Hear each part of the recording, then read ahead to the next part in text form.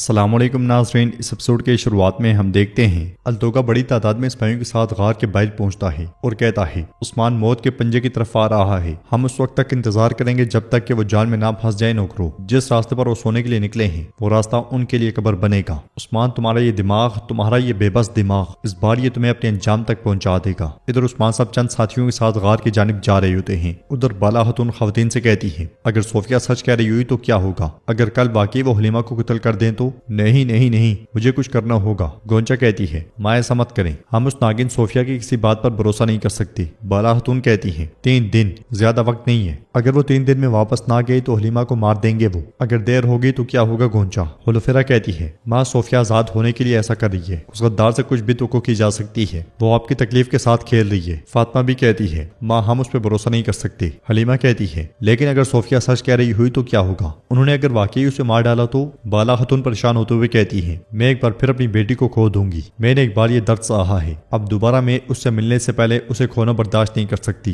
فاطمہ نے حوصلہ دیتے ہوئے کہتی ہے ماں ایسا کچھ نہیں ہوگا، ہم اپنی بہن سے ملیں گے۔ لیکن وہ ناگن صوفیہ جھوٹ بول رہی ہے، وہ تو یہ بھی نہیں جانتے کہ اسے گرفتار کر لیا گیا ہے۔ گونچا کہتی ہے ماں بابا کا انتظار کرتے ہیں۔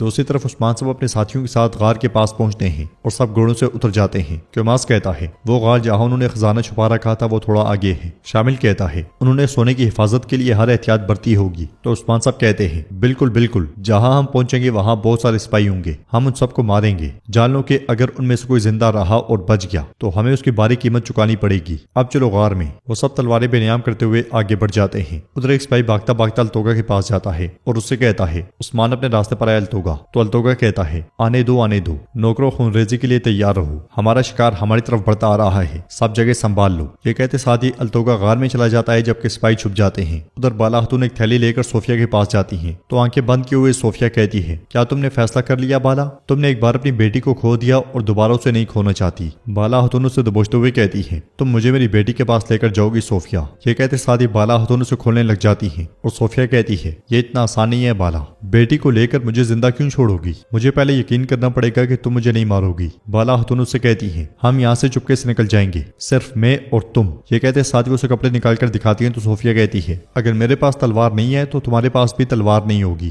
بالا خاتون تلوار نکالتے ہوئے کہتی ہیں ٹھیک ہے، میری تلوار بھی میرے پاس نہیں ہوگی، میں جاتے ہوئے چھوڑ جاؤں گی، تم مجھے میری بیٹی کے پاس لے کر جاؤ گی، میں تمہاری ناپاک روح سے اپنے ہاتھ آلودہ کرنے کے بجائے تمہیں آزاد کر دوں گی، میں یہ حلیمہ کے لیے کروں گی، میں نے سپاہیوں کو کام کے لیے بھیجا ہے، ہم پیچھے دیکھے بغیر یہاں سے بھاگ نکلیں گے۔ یہ کہتے ساتھ اس پہ چادر ڈال دیتی ہیں، پھر اسے لے کر خیمے سے نکل جاتی ہیں۔ ادھر ہم دیکھتے ہیں کہ لوگان عثمان صاحب کے خفیہ ٹھکانے کے پاس موجود ہوتا ہے اور ٹھکانے کو دیکھتے ہوئے کہتا ہے تو تم یہاں چھپے ہوئے ہو، میں نے تمہیں ڈھونڈ لیا، تم لوگان سے بچ نہیں سکتے۔ یہ کہتے ساتھ ہی لوگان آگے بڑھ جاتا ہے جبکہ بالا خاتون صوفیہ کو لے کر آگے بڑھ رہی ہوتی ہیں اور چھپتے چھپاتے گھوڑے تک جا پہنچتی ہیں، پھر گھوڑے پر سوار ہو کر اسے کھینچتے ہوئے آگے بڑھتی ہیں۔ ادھر عثمان صاحب محتاط انداز میں غار کی جانب بڑھ رہے ہوتے ہیں اور آگے بڑھتے بڑھتے جال کو دیکھ جاتے ہیں جو التوگا نے ان کے لیے بچھایا ہوتا ہے۔ یہ دیکھ کر عثمان صاحب کہتے ہیں آگے ذرا ہوشیار رہنا، انہوں نے یقیناً جال بچھائے ہوں گے، ہر کوئی ہوشیاری سے آگے بڑھے، تیر تیار کرو۔ وہ سب احتیاط سے رسی پھلانگتے ہوئے آگے بڑھ جاتے ہیں۔ غار کے برابر پہنچتے ساتھ ہی عثمان صاحب کے حکم پر سپاہی منگولوں پہ تیر برسا دیتے ہیں۔ چند منگول جو غار کے باہر موجود ہوتے ہیں مارے جاتے ہیں۔ عثمان صاحب جیسے ہی غار کی جانب بڑھتے ہیں التوگا غار سے باہر آتا ہے اور کہتا ہے عثمان اپنے شیطانی گروہ کے ساتھ کیا ہوا؟ تمہارے چہرے کا رنگ کیوں اڑ گیا؟ کیا تم نے واقعی سوچا تھا کہ ہم اپنا خزانہ اس طرح چھوڑ دیتے ہیں؟ جیرکتے اسے کہتا ہے التوگا تمہارا اختتام آ گیا ہے، تم اپنے راستے سے پلٹ آؤ۔ عثمان صاحب کہتے ہیں جیسا کہ جیرکتے نے کہا التوگا تم بھی سیدھے راستے پہ آ جاؤ اور استغفار کر لو، اسلام قبول کر لو تاکہ تمہیں معافی مل جائے۔ جواب میں التوگا کہتا ہے میں اپنے راستے سے کبھی پیچھے نہیں ہٹوں گا، تم اپنے ایمان پہ قائم رہو۔ یہ سن کر عثمان صاحب کہتے ہیں تو پھر تم مر جاؤ گے۔ التوگا کہتا ہے کون مرے گا اور کون زندہ رہے گا اس کا فیصلہ تم نہیں کرو گے عثمان، نوکرو۔ اس کی آواز لگاتے ساتھ ہی منگول بڑی تعداد میں چاروں طرف سے نکلتے ہیں۔ یہ دیکھ کر عثمان صاحب تلوار بے نیام کرتے ہوئے کہتے ہیں اب واپسی کا کوئی راستہ نہیں ہے۔ یہ کہتے ساتھ ہی عثمان صاحب اور ان کے ساتھی منگولوں پہ ٹوٹ پڑتے ہیں۔ سپاہی بلبان بھی اپنی جنگی مارتے دکھا رہا ہوتا ہے، توران بھی کلہاڑے کا زبردست استعمال کرتا ہے۔ جیرکتے اور ایاز بھی مسلسل کافروں کو جہنم واصل کر رہے ہوتے ہیں۔ عثمان صاحب کی تلوار بھی آگ اگل رہی ہوتی ہے۔ جنگل میں بالا خاتون صوفیہ کو لے کر آگے بڑھ رہی ہوتی ہیں۔ صوفیہ خوش ہوتے ہوئے کہتی ہے میں نے زندگی میں کبھی نہیں سوچا تھا کہ تم میری نجات دہندہ بنو گی، مجھے تم نے اپنے ہاتھوں سے قبیلے سے فرار کروایا۔ ہاں، بالا خاتون اسے کھینچ کر گرا دیتی ہیں اور کہتی ہے صوفیہ میرے صبر کا امتحان نہ لو، مجھے بس یہ بتاؤ کہ یہ راستہ ہمیں کہاں لے کر جائے گا؟ صوفیہ جھوٹ بولتے ہوئے کہتی ہے حلیمہ کے پاس۔ کیا مجھے تمہیں اس بارے میں دوبارہ بتانا ہوگا؟ لیکن ایک بات یاد رکھو، وہ تمہاری بیٹی نہیں رہی، وہ ایک عیسائی ہے، وہ ترکوں سے نفرت کرتی ہے، کیوں کیونکہ میں نے اس کی پرورش کی۔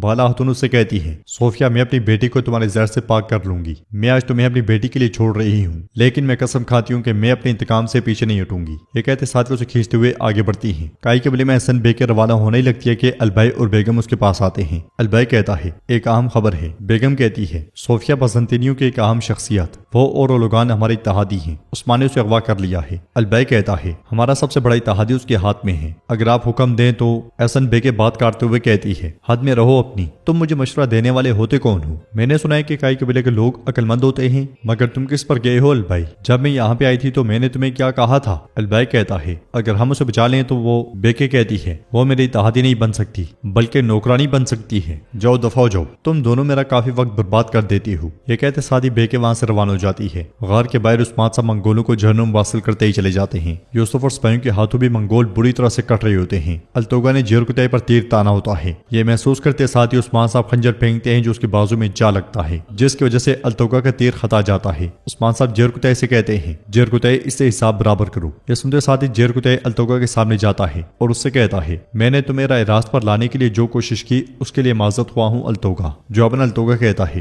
زبانوں کو نہیں بلکہ تلواروں کو بولنے دو۔ یہ سن کر جیرکتے کہتا ہے بالکل، میری تلواریں بھی خاموش نہیں رہیں گی۔ یہ کہتے ساتھ ہی وہ التوگا پہ حملہ کر دیتا ہے۔ دونوں ایک دوسرے پر زبردست حملے کرتے ہیں۔ جنگل میں بالا خاتون صوفیہ کو لے کر آگے بڑھ رہی ہوتی ہیں اور اس سے پوچھتی ہیں صوفیہ کتنا باقی ہے؟ کیا تمہیں لگتا ہے کہ مجھے نہیں معلوم کہ بازنطینی گشت کرنے والے سپاہی یہاں موجود ہیں؟ صوفیہ کہتی ہے یقیناً تمہیں معلوم ہوگا، لیکن ہم اس طرف جائیں گے، وہاں فوجی نہیں جاتے، پھر اس کے بعد ہم جنگل سے باہر نکل جائیں گے، ہم سوریہ شہر کے باہر ایک عیسائی گاؤں میں پہنچیں گے، تمہاری بیٹی وہاں ہے۔ یہ سن کر بالا خاتون خوش ہوتے ہوئے کہتی ہے حلیمہ وہاں ہے؟ ہاں۔ صوفیہ بالا خاتون سے کہتی ہے بالا کیا تمہیں ڈر نہیں لگتا؟ اپنی بیٹی کو لے جانے اور مجھے آزاد کرنے کے بعد کیا پتا میں تمہیں مار ڈالوں؟ بالا خاتون کہتی ہے میں اپنی بیٹی کے لیے سب کچھ خطرے میں ڈال سکتی ہوں صوفیہ، چاہے اس کے لیے مجھے ناگن سے بھی اتفاق کیوں نہ کرنا پڑے۔ تم جیسی ناگن میں نے اپنے پرانے دشمن تک کو قید سے چھڑا لیا اور تم سوچ رہی ہو کہ میں اپنی بیٹی کے لیے کیا کر سکتی ہوں؟ ڈرنا تمہیں چاہیے۔ یہ کہتے ساتھ ہی بالا خاتون اس لمحے کو یاد کرتی ہیں جب انہوں نے علاؤدین اور خواتین سے کہا تھا ہمارے پاس انتظار کرنے کا وقت نہیں ہے، میں صوفیہ کو قبیلے سے باہر لے جاؤں گی اور اکیلی اس کے ساتھ جاؤں گی، وہ مجھے حلیمہ کے پاس لے کر جائے گی۔ علاؤدین نے کہا تھا ماں وہ ناگن جال بچھا دے گی، تو بالا خاتون نے کہا تھا لیکن در حقیقت ہم اس کے لیے جال بچھائیں گے، تم گونچا اور سپاہیوں کے ساتھ چپکے سے ہمارا تعاقب کرو گی۔ اس خیال کے بعد صوفیہ بالا خاتون سے کہہ رہی ہوتی ہے ڈرنے کی ضرورت نہیں ہے بالا،